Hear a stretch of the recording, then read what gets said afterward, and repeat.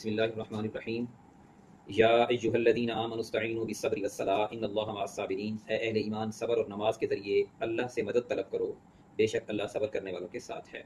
سورۃ البقرہ کا 19واں رکوع ہے، مدینہ منورہ میں نازل ہوئی۔ مسلمانوں کے مسائل دن بدن بڑھ رہے تھے، ایک طرف یہودیوں سے ٹاکرا تھا، دوسری طرف کفار مکہ سے تھا، اور تیسری طرف جو مہاجرین آباد ہو رہے تھے ان کی روزی روٹی کا مسئلہ تھا۔ تو ان سارے مسئلوں کو اللہ تعالیٰ نے بیان کیا اور کہا کہ آپ نماز پڑھتے رہیں، صبر کرتے رہیں، اللہ تعالیٰ آپ کے ساتھ ہے اور آپ کے سارے مسئلے حل ہو جائیں گے۔ اور دوسری بات یہ کہ مسلمان بہت سارے جنگوں میں شہید ہو رہے تھے، اور یہ پہلا موقع تھا کہ لوگ اتنی تعداد میں جان دے رہے تھے، تو ان کے پیچھے ان کی عورتیں اور بچے تھے جو بے سہارا تھے۔ تو لوگوں کو یہ بات ذہن نشین کرائی گئی کہ جو اللہ کے راستے میں مر رہا ہے، دراصل وہ مر نہیں رہا بلکہ وہ زندہ ہے، اور وہ کیسے زندہ ہے اس کا تذکرہ کیا۔ وَلَا تَقُولُوا لِمَن يُقْتَلُ فِي سَبِيلِ اللَّهِ أَمْوَاتٌ، اور ان لوگوں کو مردہ مت کہو جو اللہ کی راہ میں مارے جائیں۔ بل احیاء ولکن لا تشعرون، وہ زندہ ہیں بلکہ لیکن تمہیں اس کا شعور نہیں۔ وہ کیسے زندہ ہیں، کہاں ان کو محلات مل جاتے ہیں، کیسے ان کا رہن سہن ہوتا ہے، ان کو رزق ملتا ہے اور آگے چل کے آتا بھی ہے، اس کا ہم تصور نہیں کر سکتے۔ یہ اللہ کا نظام ہے، ہمارا ذہن بہت چھوٹا ہے اور ہم اس ساری چیزوں کا تصور نہیں کر سکتے۔ یہ جو اللہ نے ہمیں بیان کر دیا ہے، ہمارا بس اس پہ یقین ہے کہ شہید کی جو موت ہے وہ دراصل موت نہیں ہے، وہ اس کی زندگی ہے، اور یہ واحد موت ہے کہ جس میں سوائے قرض کے سارے گناہ معاف ہو جاتے ہیں۔ جو بھی آپ نے گناہ کیے ہیں، جاتے ساتھ ہی آپ کے لیے آسانیاں پیدا ہو جاتی ہیں۔ ہاں، اگر آپ کے ذمہ کوئی قرض ہے تو وہ آپ کو دینا پڑے گا۔ وَلَنَبْلُوَنَّكُمْ بِشَيْءٍ مِّنَ الْخَوْفِ وَالْجُوعِ، اور ہم تمہیں آزمائیں گے۔ اللہ تعالیٰ کہتا ہے جو انسان یہ کہتا ہے کہ میں اللہ کو مانتا ہوں اور دنیا کے سامنے حق کی گواہی لے کے کھڑا ہو جاتا ہے اور کہتا ہے کہ میں مسلمان ہوں، پھر اللہ اس کو آزماتا ہے، اور اللہ تعالیٰ کا یہ طریقہ ہے، سنت ہے، جو اس کی آزمائش پر پورا اترتا ہے پھر اس کو نوازتا ہے۔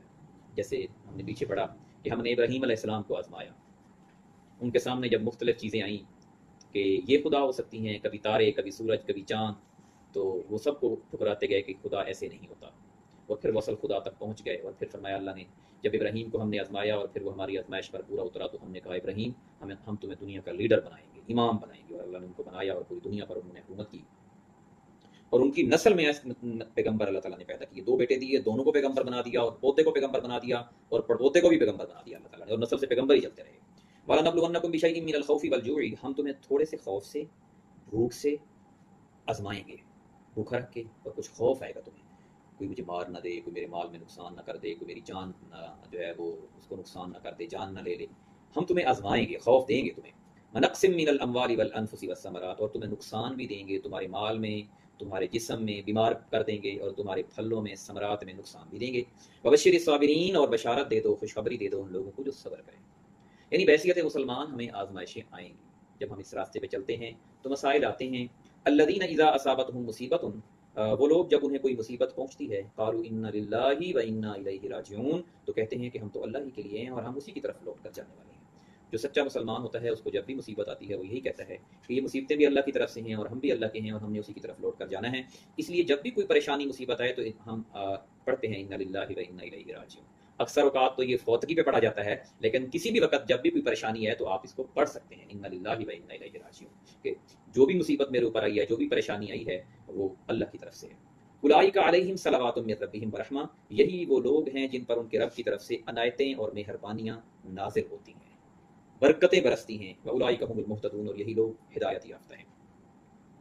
پہلے اللہ تعالیٰ آزماتا ہے، مصیبتیں دیتا ہے، پریشانیاں دیتا ہے، خوف، خطرہ، نقصان، پھر وہ رحمتیں نازل کرتا ہے۔ اس لیے علامہ اقبال کا ایک شعر ہے نا، میں تجھ کو بتاتا ہوں تقدیر امم کیا ہے، یعنی میں آپ کو بتاتا ہوں کہ امت کی تقدیر کیا ہے۔ شمشیر و ثنا اول، طاؤس و رباب آخر، پہلے آپ کو تلوار اٹھانی پڑے گی، اللہ تعالیٰ کی حمد و ثنا بیان کرنی پڑے گی، لڑائی جھگڑے کرنے پڑیں گے اللہ کے راستے میں، پھر تمہیں سکون ملے گا اللہ کے راستے میں۔ اور یہی ہوا ہے تاریخ میں۔ ان الصفا والمروہ من شعائر اللہ، یہ جو صفا اور مروہ ہیں یہ اللہ کی نشانیوں میں سے ہیں، جو لوگ حج کرنے جاتے ہیں، عمرہ کرنے جاتے ہیں۔ فمن حج البیت او اعتمر فلا جناح علیہ ان یطوف بہما، لہٰذا اب جو شخص بیت اللہ کا حج یا عمرہ کرے تو اس پر ان دونوں کا طواف کرنے میں کوئی حرج نہیں۔ ومن تطوع خیرا، اور جو شخص اپنی خوشی سے نیکی کا کام کرے، فإن اللہ شاکر علیم، تو بے شک اللہ قدردان ہے، جاننے والا۔ اللہ بڑا قدردان ہے، اور وہ جو اس کی طرف جھک کے آتا ہے، اس سے مانگتا ہے، نیکی کا کام کرتا ہے، وہ اس کی قدر کرتا ہے، ضائع نہیں کرتا۔ ان الذین یکتمون ما انزلنا من البینات، اب یہ باتیں ذرا غور کریں اور سوچیں اور سمجھیں کہ ہم کہاں کھڑے ہیں۔ ان اللہ قرآن ہے جب پڑھتے ہیں نا تو ایسے لگتا ہے جیسے آج کے ہی دور میں نازل ہوا ہے اور جیسے ہمارے ہی لیے، اور واقعی ہے ہی بھی ہمارے لیے۔ بے شک جو لوگ ہمارے اتارے ہوئے واضح دلائل اور ہدایت کو چھپا لیتے ہیں، کون سے اللہ تعالیٰ نے واضح دلائل، واضح دلیلیں یا آیتیں اتاری ہیں اور ہدایت اتاری؟ یہ قرآن ہی ہے نا جو اللہ نے اتارا ہے، اور تو کوئی چیز نہیں۔ میت تھوڑی اتاری ہے اللہ تعالیٰ نے، نہ کیمرہ اتارا ہے، نہ پنکھا اتارا ہے، نہ کوئی لائٹ، نہ کوئی پیسے، نہ گاہیں، کوئی اور چیز نہیں اتاری، قرآن اتارا ہے ہدایت کے لیے۔ اللہ نے فرمایا کہ بے شک وہ لوگ جو لوگ ہماری اتاری ہوئی واضح ہدایات، جو روشنیاں، نور، یعنی جو ہم نے لوگوں کو راہ راست دکھانے کے لیے دیا ہے، اور ہدایت اس کو جو نازل کیا ہے اس کو چھپا لیتے ہیں۔ من بعد ما بیناہ للناس فی الکتاب، بعد اس کے کہ ہم اسے کتاب میں لوگوں کے لیے بیان کر چکے ہیں، ہم نے قرآن میں واضح طور پر بیان کر دیا اور پھر بھی لوگ چھپاتے ہیں اور اس کو آگے بیان نہیں کرتے۔ اولئک یلعنہم اللہ و یلعنہم اللاعنون، ایسے لوگوں پر اللہ بھی لعنت کرتا ہے اور لعنت کرنے والے بھی لعنت کرتے ہیں۔ یہ بیسیکلی کرتے تو یہودی تھے، وہ تورات صحیح طرح پڑھ کے نا اپنے ماننے والوں کو بیان نہیں کرتے تھے، کیونکہ تورات میں حضور صلی اللہ علیہ وسلم کا تذکرہ تھا۔ اگر وہ بتاتے تو تورات میں تو وہی کچھ لکھا ہوا جو قرآن میں ہے، تو ان کی دکانداری ختم ہونی تھی۔ اور آج یہی کچھ مسلمانوں میں ہو رہا ہے۔ آپ دیکھیں کہ بہت سارے مولوی جو ممبر پہ بیٹھتے ہیں نا، وہ قرآن نہیں پڑھاتے، قرآن نہیں بتاتے، اپنی قصے کہانیاں جو بعد میں ہوئیں، کوئی اماموں کے قول اور ایسی چیزیں بیان کریں گے جن کا قرآن میں تذکرہ ہی نہیں ہے، قرآن کو چھپا جاتے ہیں کیونکہ ان کی روزی روٹی رکتی ہے۔ اگر قرآن کو صحیح بیان کر دیں تو روزی روٹی رک جائے گی، اور قرآن کو صحیح بیان کرنا تو بعد کی بات ہے، پہلے قرآن کو پڑھیں اور سمجھنا ہوتا ہے نا۔ کتنے لوگ ہیں معاشرے میں جو قرآن کو پڑھتے ہیں اور سمجھتے ہیں، چند دیکھو، اور پھر اس کو جیسے کہا اللہ کے رسول نے فرمایا کہ بلغوا انی ولو آیہ، ایک آیت بھی ہو تو اس کو آگے بیان کر دو۔ ہمیں تو آتی آیت کوئی نہیں ہے، ہمیں تو قصے کہانی آتی ہیں، لوگوں کو گلے کرنے آتے ہیں، لڑائی جھگڑے آتے ہیں، اور ایک دوسرے کے پاؤں کاٹنے آتے ہیں، اور ایک دوسرے کو نیچا دکھانا آتا ہے، اور جو نہیں آتا وہ قرآن ہے، وہ ہمیں نہیں آتا۔ بے شک جو لوگ ہمارے اتارے ہوئے واضح دلائل اور ہدایت کو چھپا لیتے ہیں بعد اس کے کہ ہم اسے کتاب میں لوگوں کے لیے بیان کر چکے، تو ایسے ہی لوگوں پر اللہ بھی لعنت کرتا ہے اور لعنت کرنے والے بھی ان پر لعنت کرتے ہیں۔ اب آپ سوچیں کس کس پر اللہ کی لعنت ہو رہی ہے؟ ہمارے اوپر بھی ہو رہی ہے، جو کہ ہم پڑھتے نہیں ہیں اور اس کو آگے بیان کریں۔ قرآن کو ہر صورت میں آگے بیان کریں۔ آپ میڈیا کھولیں نا، ٹک ٹاک، یوٹیوب اور یہ فیس بک، یہ بھری پڑی ہے بے حیائی، فحاشی، بغیرتی سے۔ آپ کوشش کریں قرآن کو آگے شیئر کریں، جو قرآن کی تفسیر جو ہم ڈالتے ہیں اس کو زیادہ سے زیادہ آگے شیئر کریں۔ تو یہ آگے بیان کرنا ہے، کیونکہ آپ میں سے ہر بندہ اس طرح عالم فاضل یا بیان نہیں کر سکتا، لیکن اگر کوئی بیان کر رہا ہے قرآن کو، ضروری نہیں کہ میں ہوں، کوئی بھی قرآن کو بیان کر رہا ہے۔ ڈاکٹر اسرار صاحب بہت اچھا قرآن بیان کرتے ہیں، اور بھی بہت سارے لوگ ہیں جو قرآن کو صحیح، آپ نے اسی کو فالو کرنا ہے جو قرآن کو بیان کرتا ہے، چاہے آپ کو اچھا لگے یا برا لگے۔ یہ جو قصے کہانیاں مولوی بیان کرتے ہیں، یہ جو راگ لگا کے، اور یہ جو مطلب ہے کہ مسلمانوں کی یا صحابہ کرام کی آپس میں لڑائیاں بیان کرتے ہیں، ایک صحابی کو اٹھا کے دوسرے کو نیچا دکھاتے ہیں، ایسے لوگوں کی بات آپ نے آگے نہیں بیان کرنی، صرف قرآن کو بیان کرنا ہے اور زیادہ سے زیادہ آگے شیئر کرنا ہے۔ الا الذین تابوا، اور اس لیے میں کہتا ہوں کہ اپنی فرینڈ لسٹ زیادہ بڑھاؤ، تاکہ جو آپ ایک قرآن کی آیت کو، ایک قرآن کے رکوع کو آگے آپ پڑھو، بیان کرو گے، 5000 لوگوں تک وہ پہنچے گی، کوئی تو پڑھے گا، آپ کا تو فرض ادا ہوگا، کوئی نہ بھی پڑھے تو۔ الا الذین تابوا، ہاں اگر کوئی بندہ توبہ کر لے، وَأَصْلَحُوا، اور اپنی اصلاح کر لے کہ آج کے بعد میں قرآن پڑھوں گا، سمجھوں گا، وَبَيَّنُوا، اور بیان بھی کرنا شروع کر دے۔ صرف توبہ یہ نہیں ہے، اللہ تعالیٰ تو پریکٹیکل کام کرواتا ہے، قرآن کو پڑھے، سمجھے اور بیان کرنا شروع کر دے۔ فَأُولَٰئِكَ أَتُوبُ عَلَيْهِمْ، تو وہی لوگ ہیں جن پر اللہ توجہ کر لیتا ہے، وَأَنَا التَّوَّابُ الرَّحِيمُ، اور میں خوب توبہ قبول کرنے والا، نہایت مہربان۔